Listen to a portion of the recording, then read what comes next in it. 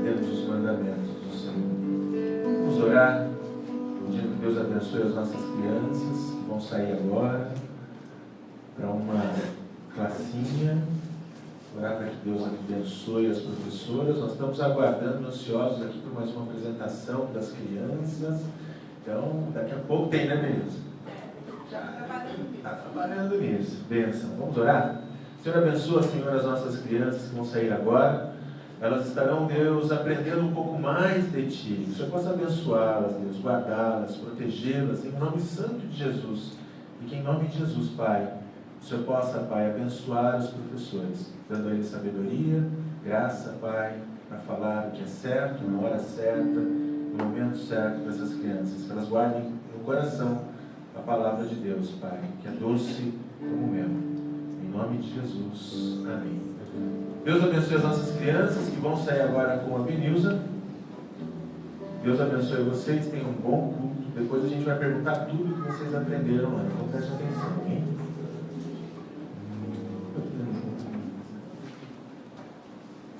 Som. Bom, queridos, graça e paz, é bom estar aqui mais uma vez. Eu quero começar aqui parabenizando a maioria de vocês, porque alguns irmãos aqui estão fazendo aula de panorama do Antigo Testamento. Quem está fazendo o panorama do Antigo Testamento? Deixa eu ver.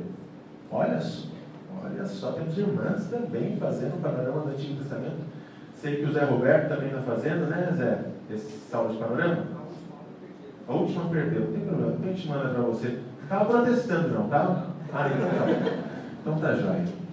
E é interessante, queridos, o seguinte, porque os irmãos estão estudando, eles vão passar um mês, 4 semanas, vendo o panorama do Antigo Testamento. Vocês estão há meses, muitos de vocês, estudando o panorama do Antigo Testamento.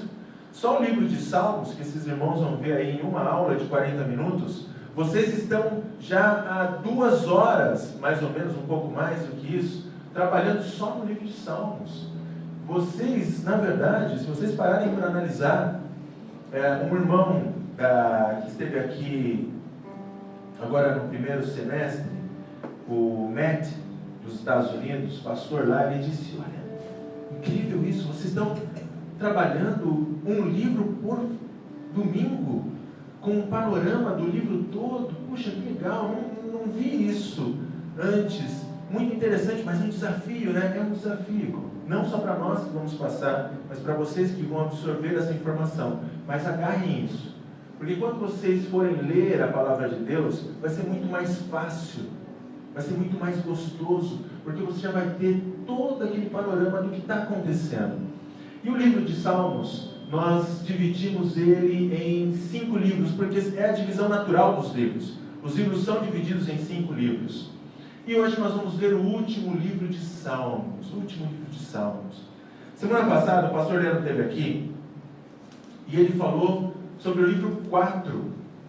O livro 4 é um livro, e ele deve ter dito isso, eu não vi a mensagem dele, mas ele é um livro que fala sobre o povo no exílio. É interessante que algumas pessoas dizem que nem existe a diferença entre o livro 4 e o livro 5, por causa de tão semelhante que é o texto. Mas sim, existe uma diferença muito grande.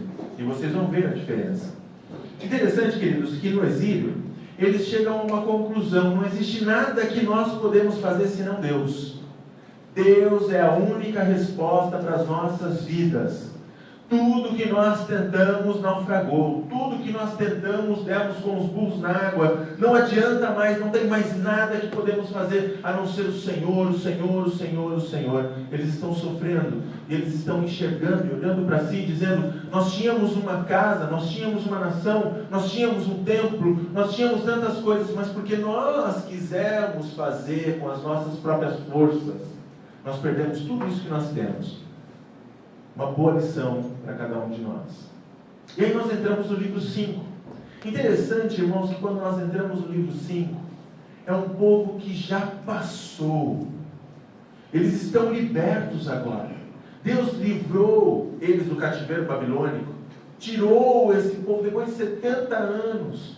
Toda uma geração ali morreu. As pessoas que provavelmente entraram, que acabaram de entrar ou que estavam nessa entrada, a maioria já não existe mais, já morreram. Aquela geração que se foi, 70 anos. Mas Deus livrou essas pessoas. Deus tirou essas pessoas do cativeiro. E agora essas pessoas, elas se depararam com um desafio muito grande. Muitas vezes nós pensamos, tudo que eu preciso é sair daqui. Quando eu sair daqui, todas as situações, todas as situações dessa tribulação que eu estou passando, vai estar tudo resolvido. Só que aí você tem que colocar a casa em ordem. Eles chegaram, Jerusalém está aos pedaços, os muros estão destruídos, as portas estão queimadas, o templo foi completamente ali colocado abaixo. E agora, precisa reconstruir o templo. Agora nós temos os opositores. E aí nós vamos ver nesse livro de Salmos, se você ler do 107 ao 150, você já pode abrir aí Salmo 107. Você vai ver que nós temos várias situações onde o salmista está olhando, ele está dizendo, olha o que nós temos pela frente. São desafios que eles têm também. Mas tem uma grande diferença nesse salmo, nesse quinto salmo. A grande diferença que tem nesse quinto salmo é que constantemente os salmos daqui falam de como Deus os livrou. Constantemente Deus está falando sobre isso. Deus os livrou. Então, esse salmo, mais do que os outros, é um salmo que chama todas as pessoas a louvar o Senhor. Ele conclama as pessoas a serem adoradores, porque eles estão olhando para trás e eles foram libertos, queridos. E só existe uma coisa que alguém que foi liberto pode fazer. Você sabe o que é? Agradecer, adorar, louvar o Senhor. Sabe, nós fomos escravos do pecado. A Bíblia nos diz isso. E nós somos libertos da escravidão. Libertos das correntes que nos escravizavam no pecado. Nós, assim como aquele povo, temos todos os motivos do mundo para adorar. Deus nos chama para ser adoradores. E aí vem a grande questão. O que é ser um verdadeiro adorador? Como ser um verdadeiro adorador? Algumas pessoas, queridos, imaginam que ser um momento de louvor, um momento de adoração, é um momento como esse que nós tivemos aqui. Quanto tempo nós ficamos cantando? Mais ou menos uma meia hora? Uns 20 minutos, 25 minutos. Então nós tivemos o louvor. Então você pensa, puxa, eu vou louvar essa semana, vou, porque eu vou até a igreja e lá nós vamos cantar durante 20, 30, 40, uma hora que seja. E aquele vai ser um momento de louvor. Não, mas isso não é um momento de louvor. Alguns imaginam que o verdadeiro momento de louvor e adoração é aquele êxtase que você sente, sabe aquela coisa que você sente?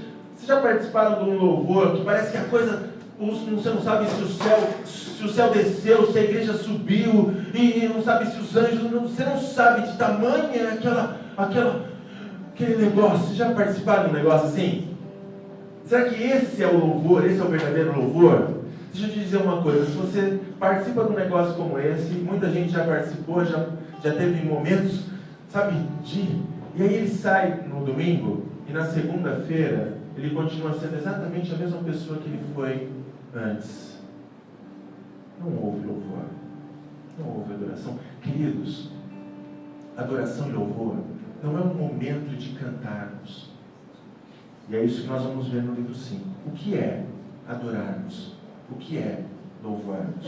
Ele começa aqui no capítulo 107, ou no Salmo 107, dizendo uma coisa maravilhosa.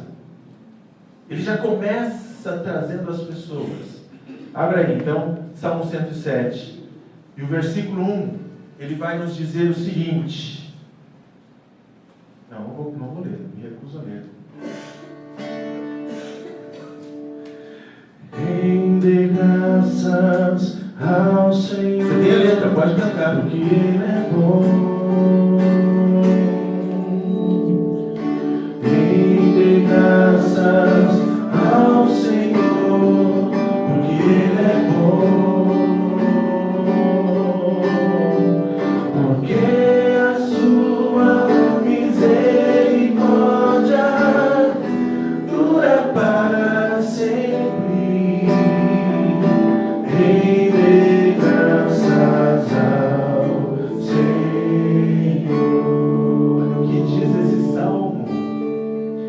graças ao Senhor porque Ele é bom, porque a sua misericórdia dura para sempre. A primeira coisa que um adorador, um verdadeiro adorador tem que saber, ou tem que ser, é alguém que conhece o seu Deus. Conhece o seu Deus. Rende graças ao Senhor porque Ele é bom. O que esse povo está dizendo? Eu conheço esse Deus. Eu conheço esse Deus. Alguém aqui já passou por lutas, tribulação? Deixa eu ver. Tribulação. Ou fui só eu que passei por tribulação? Tem gente que não passou. Que bom, graças a Deus. Não passou ainda. Um professor meu de teologia, de análise de Romanos, as duas mãos aí, né, mano? Um professor de Romanos, Bruce Baker, ele disse o seguinte. Ele falou, tribulação é mais ou menos assim. Ou você está entrando num momento de tribulação, ou você está num momento de tribulação, ou você está saindo de um momento de tribulação, mas sempre tem uma tribulação por perto. Na hora eu falei, poxa, professor, mas que coisa? Ele falou, mas não foi isso que Jesus já disse? No mundo tereis o quê? Aflições. E é isso, queridos. As aflições nos trazem momentos de tribulação. Mas o que é interessante? O que é interessante é o seguinte, quando nós olhamos, e o Zé Roberto leu aqui, o versículo 13, por exemplo, que é exatamente como o versículo 17, que repete duas vezes aqui, ele vai dizer assim, então na sua angústia clamaram ao Senhor e Ele os livrou das suas tribulações. Conhecer a Deus é você saber aquilo que Deus pode fazer, aquilo que Deus já fez. Várias pessoas já passaram por tribulação aqui. Agora deixa eu ver uma coisa. Quem aqui já sentiu a presença de Deus no momento de tribulação? Ou Deus já livrou, ou Deus ajudou você a passar pela tempestade? Alguém já sentiu isso? O que isso te traz? Traz paz, mas traz mais do que isso. Confiança, conhecimento. A minha pergunta é, e é a mesma coisa com o salmista, se Deus te livrou lá atrás, e Ele livrou várias e várias vezes, nós podemos conhecer que Deus também vai te livrar dessa, e Deus também vai te livrar da próxima. Sabe, algumas vezes o que nós confundimos nessa história é como Deus nos livra. Porque muitas vezes o que nós queremos é que Deus nos livre da nossa forma, do nosso jeito. E nem sempre Deus age dessa forma. Ele tem o jeito dele. Ele tem a forma dele. Nós temos para nós que o mundo é aquilo que nós temos de mais importante. Nossos pés algumas vezes eles criam raízes nesse mundo. E nós achamos que as coisas, as materiais, as coisas que nós podemos ver são as mais importantes. É aquilo que Deus tem que fazer, que nem sempre é. Sabe, muitas vezes Deus prefere não mudar uma situação para mudar o coração da pessoa. É assim que Deus trabalha. Mas Ele sempre trabalha na vida daqueles que se renderam a Ele. Se Deus fez, Deus faz, Deus fará. Eu conheço Deus. Os verdadeiros adoradores conhecem quem é Deus. Aí o texto vai continuar, os salmos continuam. Nós não teríamos tempo de passar por todos os salmos que nós temos aqui. Nós temos, por exemplo, o Salmo 115, que fala que Deus não divide a glória dele com ninguém. Você lê depois, não vamos passar por ele, nem mesmo conosco. Deus não divide a glória dele, nem comigo, nem com ninguém.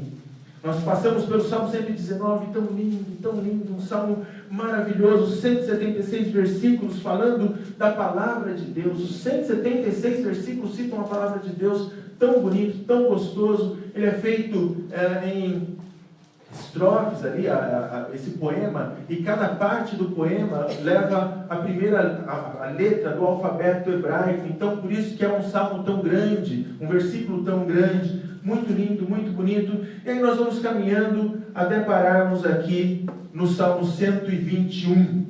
Salmo 121. Porque aqueles que são verdadeiros adoradores, ou para nos tornarmos verdadeiros adoradores, nós precisamos saber, então não é só conhecer a Deus.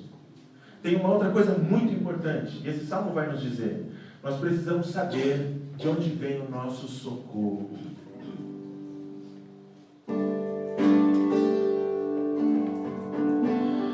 Erguendo os meus olhos para os montes, de onde me virá o socorro. O socorro vem de Deus, Criador da terra, céu e mar,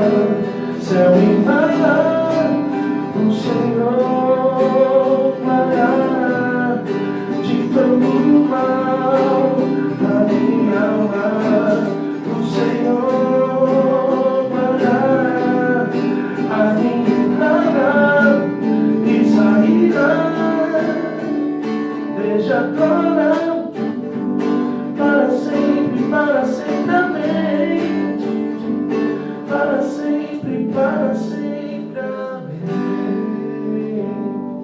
Essa é uma música que fala do Salmo 121.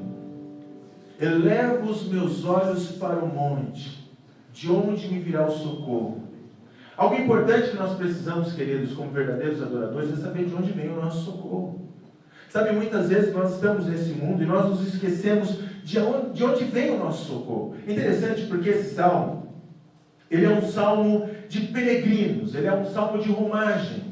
Ele é um salmo que as pessoas cantavam quando elas estavam caminhando das suas casas, do lugar onde elas estavam morando naquele momento, até Jerusalém. Todo homem deveria ir pelo menos 3 vezes, em 3 festas a Jerusalém. Então, quando eles caminhavam, quando eles faziam essa peregrinação, essa caminhada até Jerusalém, eles tinham vários perigos no meio da estrada. Por exemplo, eles passavam por penhascos e os seus pés não poderiam resvalar ali, eles poderiam rolar e cair nos penhascos. Eles tinham que tomar cuidado com o sol do meio-dia, que era um sol que poderia queimar os seus miolos, trazendo insolação.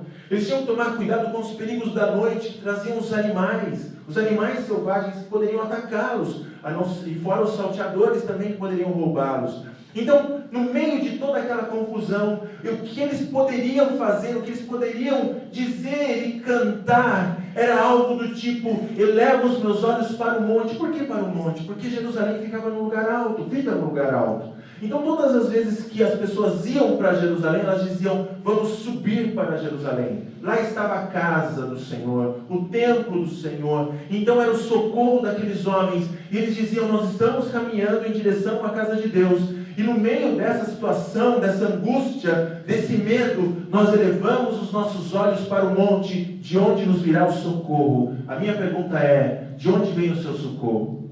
Será que você tem elevado os seus olhos para o céu? Será que no momento de desespero, da peregrinação por esse mundo, porque nós estamos peregrinando aqui também, caminhando em direção à casa do Pai, e nós passamos por dificuldades, nós passamos por temores aqui também. Nós precisamos elevar no momento de dificuldade os nossos olhos para o céu. De onde vem o nosso socorro? Muitas vezes nós usamos as nossas próprias armas, os nossos próprios meios. O nosso socorro financeiro algumas vezes vem de coisas que não vêm do Senhor. De jeito, formas. Algumas vezes o nosso socorro para o perigo vem de violência. Para muitos brasileiros, o socorro em relação à sociedade vem queimando carros ou quebrando vidros e janelas. De onde vem o seu socorro? No momento de temor, de onde vem o seu socorro? Um pastor norte-americano estava aqui e ele me disse o seguinte: ele falou: Denis, eu não entendo muito bem inglês, eu vou entender melhor porque eu estou fazendo lá inglês 200 horas, eu vou pegar melhor tudo isso. Mas é o seguinte, eu acho que ele me pediu para levar ele não, ele pediu, é ruimzinho, mas não é tão ruim assim. Ele me pediu para levar ele no Morumbi. Ele queria ir no Morumbi, queria ver um grande time do Brasil, um dos melhores times do Brasil. Jefferson, estou preparando aqui. Microfone, por favor. E ele queria ir até o Morumbi. Eu falei: claro, vamos lá, tem um clássico acontecendo justo quando ele estava aqui. São Paulo e até Atlético Mineiro, foi realmente um clássico, São Paulo ganhou. E aí nós fomos até lá. Interessante, queridos, que assim, quando ele vai, e ele gosta muito de futebol, ele é técnico de futebol, quando ele vai nos Estados Unidos, nos jogos de futebol, ele tem a sua cadeira no seu bilhete. Não tem ninguém sentado no lugar dele. Além do que, tem fila, tem respeito, as pessoas também como vão para um teatro. E aí nós chegamos no Morumbi, os cavalos, os policiais jogando, nenhum problema com o policial, cara, não, nenhum problema, os cavalos deles que estavam sendo colocados para cima da gente, e os cavalos se jogando em cima daquele povo educado, daqueles São Paulinos, não, também não eram educados assim, e aquela confusão, e de repente uma bomba estoura lá, e aquela confusão, e aquele monte de gente tomaram a rua, os carros não passavam, meu Deus, e de repente eu senti alguém segurando na minha camiseta, como se fosse a minha esposa. Que negócio é esse? Esse cara desse tamanho segurando na minha camiseta. Aí eu olhei para os olhos dele, e os olhos dele estavam assim, com medo, tomado de temor. Eu até deixei o grandão lá ficar segurando na minha camiseta. Ele segura na camiseta. Não vai se perder não, hein? Tudo que eu quero aqui é um... E aí chegamos, não tinha lugar. Não estava tudo lotado, nem conseguíamos entrar ali para dentro de tanta gente que tinha. Sabe, queridos, algumas vezes quando nós não estamos na nossa pátria, e nós não estamos na nossa pátria, a Bíblia diz que nós somos transportados. Nossa pátria é celeste. Algumas vezes eu assisto alguma coisa na televisão de relance e falo, o que é isso? Que mundo é esse? O que está acontecendo? Não é minha pátria. E quando nós nos sentimos temerosos nesses momentos, não pense duas vezes, agarre nas vestes daquele que pode te trazer segurança. Eleve os seus olhos para o céu, sem medo, porque é de lá que vem o socorro. Ele guarda a nossa entrada e a nossa saída. É Ele que nos guarda, Ele que nos guarda. E você talvez diga, poxa, mas e por que tantas coisas acontecem? Mais uma vez eu vou dizer, porque não é aqui. Não é aqui. Jesus compara, Paulo fala, que aqui é uma cabana, furada e rasgada. Se você já acampou uma cabana furada, que vaza água na chuva, você sabe o que eu estou dizendo. Não existe nenhum prazer nisso. Mas Ele foi nos preparar uma mansão. Foi nos preparar um lugar. Vamos passar por tribulações. O que nós devemos fazer é levar os seus olhos para o céu, de onde te virá o socorro. E o salmo não para por aí. Nós temos que conhecer a Deus para sermos verdadeiros adoradores. Temos que saber de onde vem o nosso socorro. E o Salmo 125, ele vai nos dizer algo a mais. Porque nós podemos saber quem é Deus, nós podemos saber de onde vem o nosso socorro, mas isso não necessariamente quer dizer que vamos confiar no Senhor. E aqueles que não confiam no Senhor são abalados. Vamos ver esse Salmo? Os que confiam no Senhor são como os montes de Sião, que não se abalam, mas permanecem para sempre. Você tem a letra aí, pode cantar. Volta de Jerusalém, estamos fontes, assim é o Senhor. Volta do seu povo, calem-se diante dele a terra, dobrem os joelhos, ergam as mãos, pois o Senhor é Deus, o Senhor é Deus, novos. Não, sem Jesus não dá, sem Jesus não dá pra viver, não dá, sem Jesus não dá pra viver, não dá, sem Jesus não dá, sem Jesus não dá para confiar, porque Jesus passou por tudo que nós passamos, Ele foi homem como nós. É interessante, queridos, que quando nós olhamos aqui, nós vemos que nós precisamos confiar em Deus. Se não confiarmos, não seremos verdadeiros adoradores. Sabe? E confiar é um processo, não é uma coisa que, eu confio em Deus, confia mesmo, confio. Você não tem temor nenhum, então. Você não passa por momento nenhum de ansiedade, de temor ou de nada disso. Porque se Deus está com você na palma das suas mãos e nada acontece sem que Deus permita, por que ainda tememos?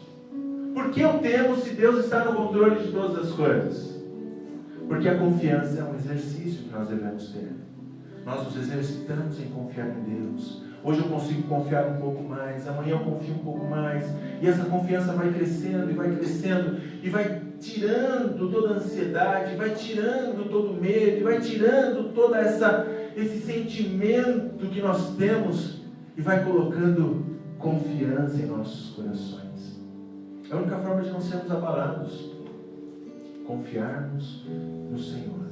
Interessante que quando nós vemos esse texto, nós vemos que ele está ao redor, no versículo 2, como em redor de Jerusalém estão os montes, assim o Senhor em redor do seu povo. Glória a Deus, o Senhor está ao nosso redor. Só que lá no templo, em Jerusalém, com os judeus, o Senhor estava ao redor. Nós recebemos um upgrade. Você já recebeu algum upgrade na sua vida? é bom, é muito bom. Eu fui viajar com a minha esposa, nós fomos viajar para fora do Brasil, e eu comentei, um piloto conhecido meu comentou comigo, falou, você vai viajar? Vai do quê? Vou de tanto. Falou, que legal. Fala que dia que você vai? Eu vou tal dia. Ele falou, que legal, cara. É meu colega que vai estar nesse dia. Depois de uns dias ele me falou, é meu colega que vai estar lá nesse dia. Eu falei, é mesmo? Que bom, então me sinto mais seguro, né? Não vai acontecer nada, brinquei com ele. Ele falou, olha, mas se apresenta para ele lá, eu quero saber que você é meu amigo. Legal, pode deixar. Cheguei lá, comandante, que bom, o senhor que vai levar aí, olha, eu sou amigo lá do comandante fulano de tal. Ele falou, é mesmo? Espera aqui. O cara deve alguma coisa do cara. O que eu fui falar que eu conhecia ele? Aí ele, o que houve? Eu falei, não, fica tranquila. Tá tudo certo. Você pagou a passagem? Então tá tudo certo. Ele falou, comissário, coloque essa família na executiva. Na executiva? Deitado. Pratos de vidro e... isso mesmo. Mas eu não fiz nada para merecer isso. Foi de graça. Sabe, queridos, em Cristo nós temos um upgrade muito maravilhoso. Porque hoje Jesus não está ao redor. Ele está aqui, Presta atenção nisso. Os que confiam no Senhor são como os montes de Sião. Como o monte de Sião, até nós cantamos errado. Que não se abala, mas permanece para sempre. Como em redor de Jerusalém estão os montes, assim o Senhor, ao redor do seu povo, e nós poderíamos cantar. O Senhor pode estar ao redor, os montes podem estar ao redor, mas Deus está aqui dentro de mim. Nós podemos confiar em Deus, porque como igreja nós não temos o Senhor ao redor, nós temos o Senhor dentro de mim. Um verdadeiro adorador confia, conhece e sabe de onde vem o seu socorro. Tudo isso por quê? Porque o verdadeiro adorador não adora só nos 30 minutos. Adorar nos 30 minutos que a gente canta com o grupo e tal é muito fácil. O verdadeiro adorador é aquele que adora em todas as circunstâncias, todas elas. 149, nós vamos depois voltar um pouquinho, estamos já no fim. Mas olha o que diz o 149, nós não vamos nem cantar isso aqui. Mas olha o que diz o 149, no versículo 5. 149, deixa eu ver aqui. Versículo 5.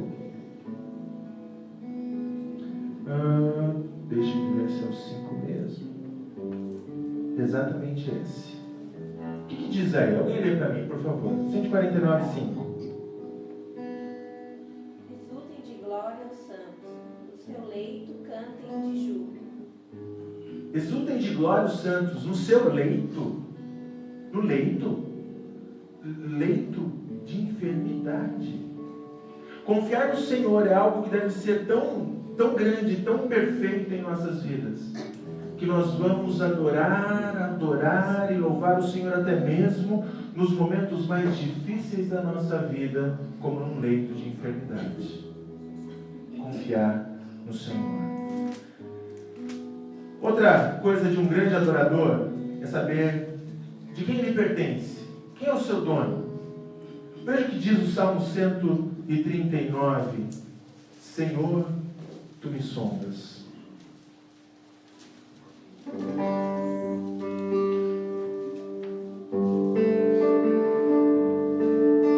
Senhor, tu me sondas e me conheces.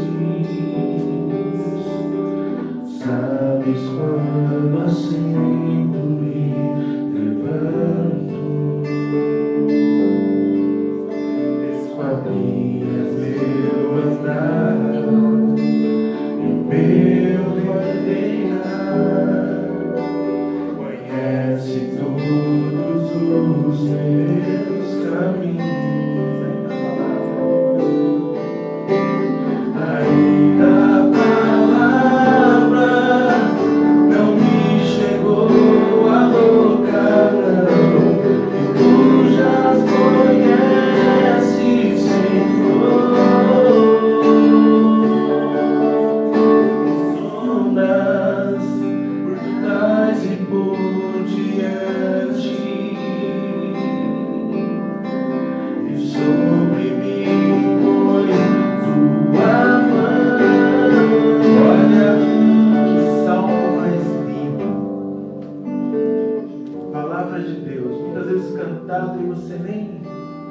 percebe? Palavra de Deus. Quem é o seu dono? Um verdadeiro adorador sabe quem é o seu dono. Nós temos um dono, queridos. Nós pertencemos a alguém.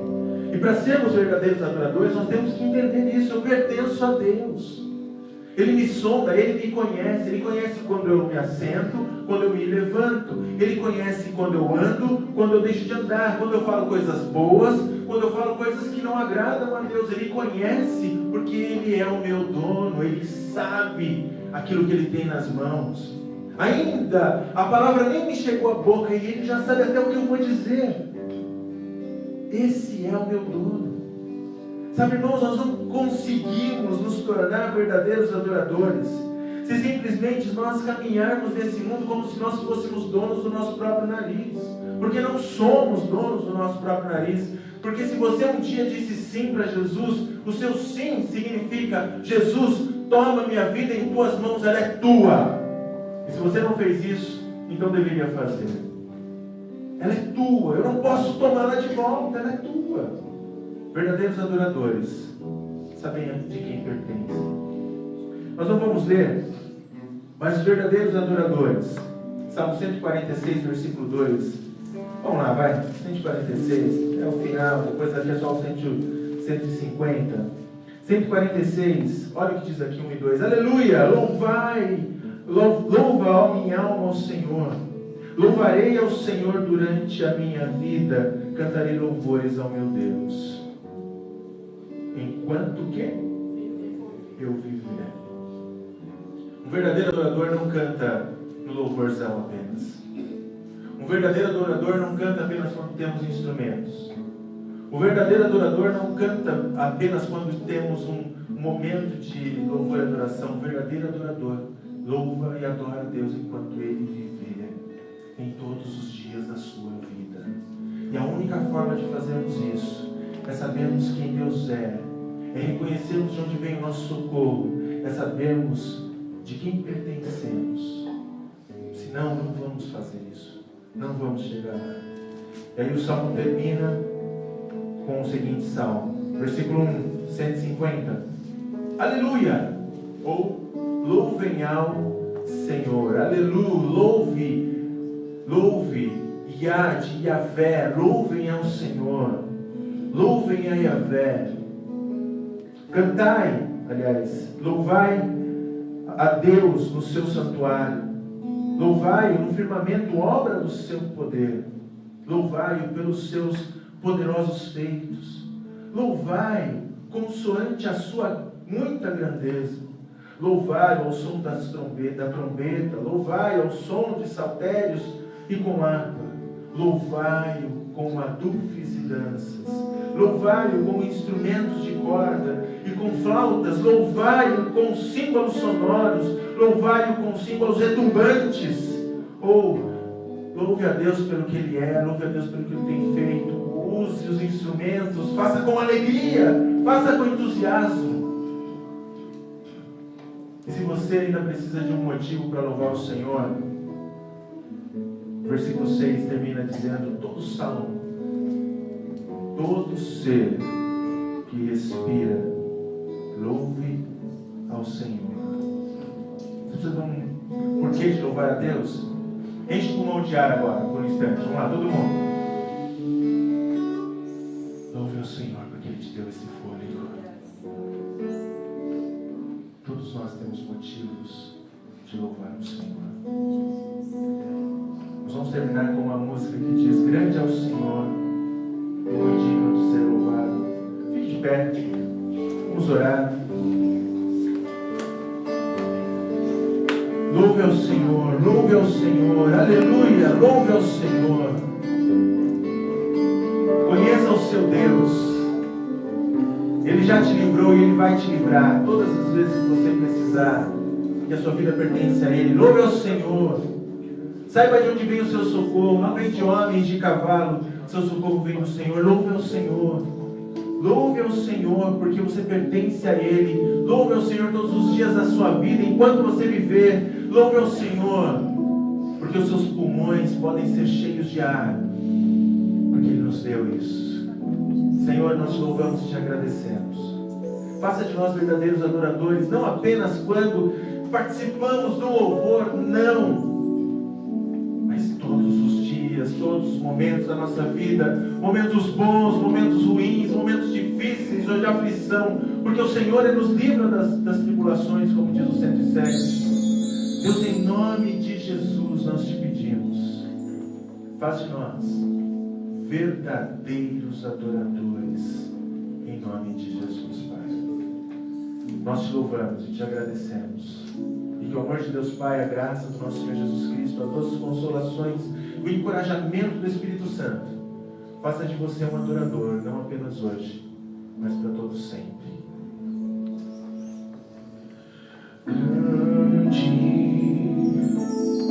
é o Senhor, bem digno de louvor, na cidade do nosso Deus, teu santo monte, a alegria de toda a terra.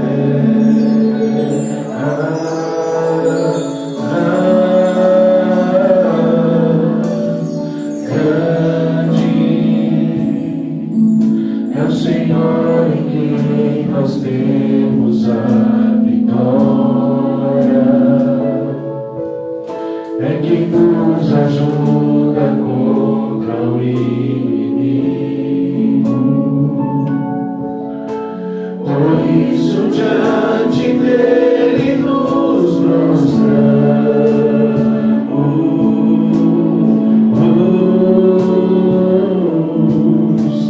Queremos o teu nome engrandecer e agradecer-te por tua obra em nossas vidas. Confiamos em teu infinito amor, pois só tu és o Deus eterno sobre toda a terra e céu. Te louvarei,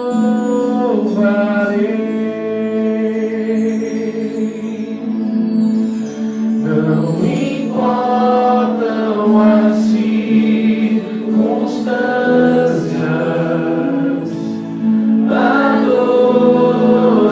adorarei somente a ti, Jesus. Eu te louvarei,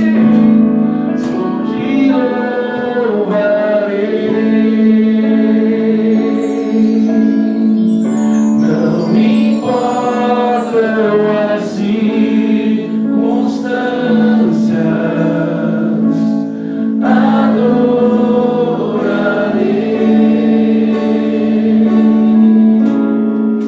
somente a ti, Jesus. Somente a ti, Jesus.